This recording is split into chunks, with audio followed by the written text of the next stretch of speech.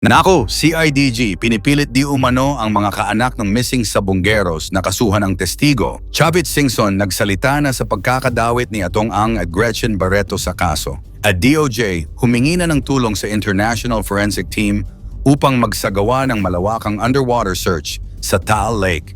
Sa patuloy na investigasyon ukol sa mga nawawalang sabongero, isang panibagong anggulo ang lumitaw. Hindi sa mismong kaso ng pagkawala, kundi sa kung paano ginagalaw ng ilang mga autoridad ang mga pamilya ng biktima. Sa kasong kinabibilangan ng mahigit 34 na nawawalang sabonghero, nananatiling mabigat ang tanong, sino ang tunay na nasa likod ng kanilang pagkawala? Sa gitna ng kontrobersya, testimonya at mga buto ng katawan na natagpuan sa ilalim ng lawa. Isa itong kwento ng posibleng sabwatan, pagtatakip at pag-asang makamit ang hustisya. Pinilit nga ba ng CIDG ang pamilya na kasuhan ang testigo? May kinalaman ba talaga sina Gretchen at Atong Ang sa kaso? At bakit kailangan pa ng tulong mula sa ibang bansa sa Taal Lake Search? Yan ang ating aalamin. Ayon sa mga ulat mula sa Philippine National Police, PNP, walang katotohanang si ex-CIDG Chief Macapaz ang gumulo o sumira sa investigasyon sa kaso ng mga nawawalang sabongero. Mariing itinuloy ng PNP sa pamamagitan ng kanilang tagapagsalita na si Police Brigadier General John Fajardo na ang pagpapalit kay Macapaz bilang CIDG Chief ay hindi dahil sa anumang pagkukulang o pagkakadawit sa kasong ito. Ipinunto ni Fajardo na ang move na ito ay kahilingan mismo ni Macapaz para mag-assume ng tungkulin bilang pinuno ng isang Police Regional Office, isang posisyon na karaniwang inihahandog sa mga COWAL 2-star. Bilang dagdag pa, hindi na siya kwalipikado para sa promotion dahil malapit na siyang mag-retire, mas mababa sa 1 taon na ang natitira sa serbisyo. Pangalawa, binigyang linaw ng PNP na si Macapaz ay aktibong tumutulong pa rin sa paglutas ng kaso. Sa katunayan, sa ilalim ng kanyang pamumuno bilang CIDG Director, nagawa nilang matagpuan at maibalik ang mga kapatid ni Julie Dondon Patidongan mula sa ibang bansa sa loob ng 1 buwan, isang kritikal na hakbang para makapagbigay ng karagdagang testimonya at ebidensya. Ang kanyang paglilipat sa Piero 12 ay naaayon sa wastong pulisya ng PNP hindi bilang resulta ng anumang implikasyon sa kaso ng nawawalang sabongero.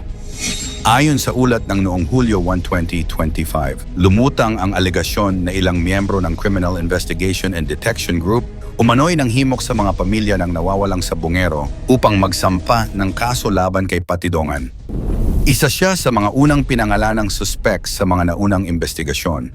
Sa affidavit ng isang testigong kaanak ng sabongero, lumalabas na tila ginamit ng ilang tauhan ng CIDG ang kanilang posisyon upang kumbinsihin ang mga pamilya na maghain ng reklamo.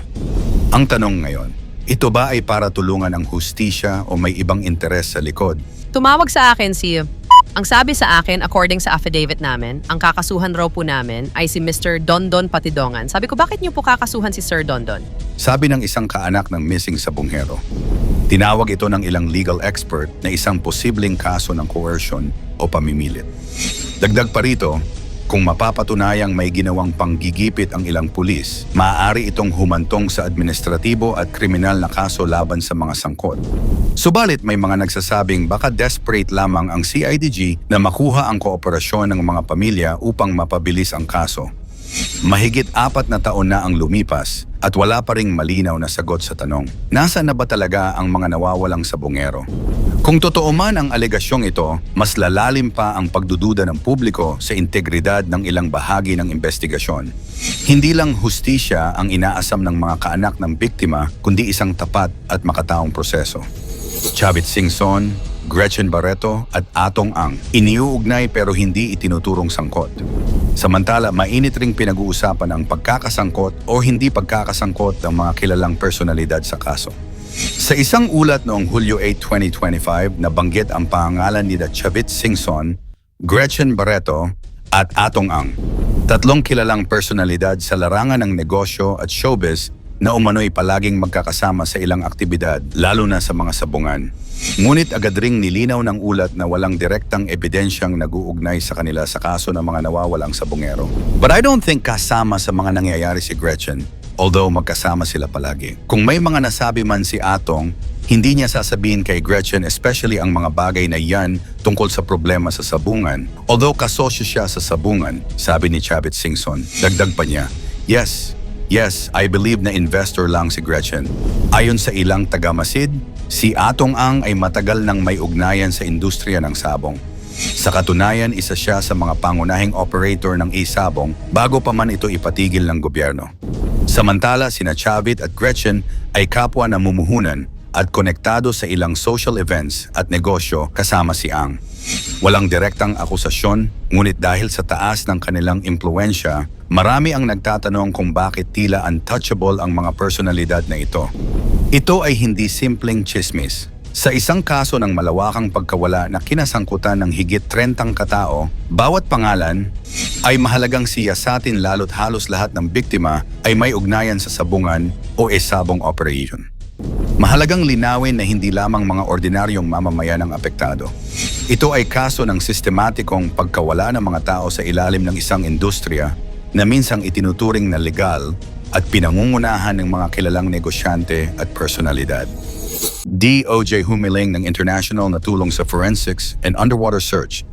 Sa isang mahalagang hakbang patungo sa pagpapanumbalik ng tiwala ng publiko, inanunsyo ng Department of Justice, DOJ, na humingi na sila ng ekspertong tulong mula sa University of the Philippines, UP, upang mapalalim pa ang investigasyon sa kaso ng nawawalang sabungero. Noong August 1, 2025, inihayag ng Department of Justice, DOJ, na humingi ito ng tulong mula sa pamahalaan ng Japan upang magsagawa ng karagdagang DNA testing sa umano'y mga labi ng tao na nakuha mula sa lawa ng Taal na pinaniniwala ang may kaugnayan sa kaso ng mga nawawalang sabungero. Ginawa ang hakbang na ito matapos mabigong makakuha ng sapat na DNA profile ang mga lokal na forensic expert mula sa mga specimen na narecover sa lawa.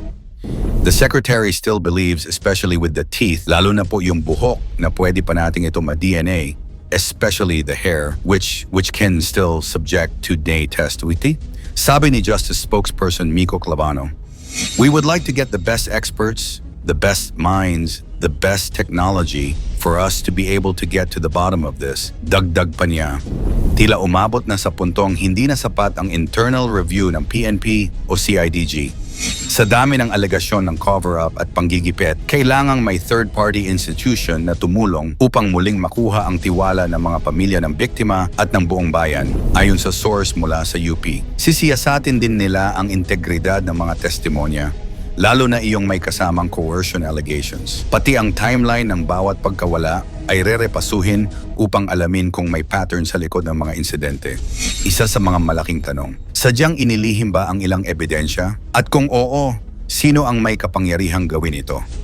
Sa gitna ng lahat ng ito, humihingi ng hustisya ang mga naiwang pamilya. Marami sa kanila ang halos naubos na ang ipon sa kakahanap, sa kakasampa ng kaso, sa pag-asa. May ilan na umasa sa pangakong tutulungan sila ng mga politiko, ngunit napagod na ring maghintay. Ang pinakanakakabahala, wala pa ring malinaw kung buhay pa nga ba ang mga biktima o hindi. Wala ring bangkay. Lahat ay haka-haka at ang bawat araw na lumilipas ay tila dagok sa paniniwalang may hustisya pa nga sa bansa. Habang patuloy ang mga tanong at dumarami ang kaba ng publiko, isang paalala, ang katahimikan ay hindi palatandaan ng kawalang sala. Minsan, ito'y depensa. Minsan, ito'y kasangkapan upang manatiling ligtas. Sa huli, nananatiling misteryo ang kinahinatnan ng mga nawawalang sabungero. Pero isang bagay ang tiyak, ang katotohanan ay hindi pwedeng itago habang buhay. At kung hindi man ngayon ang panahon ng hustisya, darating din ang araw ng paniningil. Sa iyong palagay, ang bangungot ba ng sabungero ay magiging alaala na lamang o magiging simula ng bagong hustisya? Ikomento mo naman ito sa ibaba. Huwag kalimutang mag-like and share. Maraming salamat at God bless.